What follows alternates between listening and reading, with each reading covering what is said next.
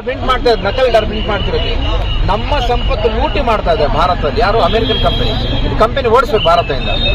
Pepsi, cocoa Cola ಭಾರತದಲ್ಲಿ 20,000 ಕೋಟಿ ತಗೊಂಡೋಗ್ತದೆ ಭಾರತ ಪ್ರತಿ ವರ್ಷ. 20,000 ಕೋಟಿ ಎರಡು ಕಂಪನಿ. ಯಾರು ಡೆಡ್ ಇಕಾನಮಿ? ಅವರದ್ದು ಡೆಡ್ ಇಕಾನಮಿ. ನಮ್ಮ ಮೇಲೆ ಟ್ಯಾಕ್ಸ್ ಇರುತ್ತೆ. ನಾವು ವಿದೇಶಿ ಕಂಪನಿ ಅಮೆರಿಕ ಬಹಿಷ್ಕಾರ ಮಾಡ್ತೇವೆ.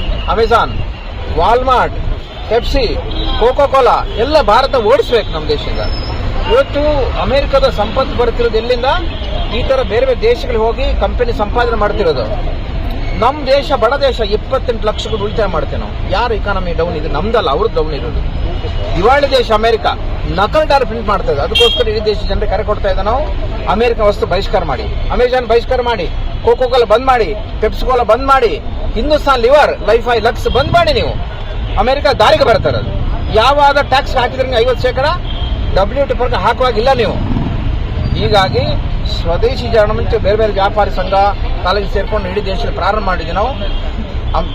ಬ್ರಿಟಿಷ್ ಕಂಪನಿಗಳೇ, ಅಮೆರಿಕನ್ ಕಂಪನಿಗಳೇ ಚೈನಾ ಭಾರತ ಬಿಟ್ಟು ತೊಲಗಿ ಆಂದೋಲನ.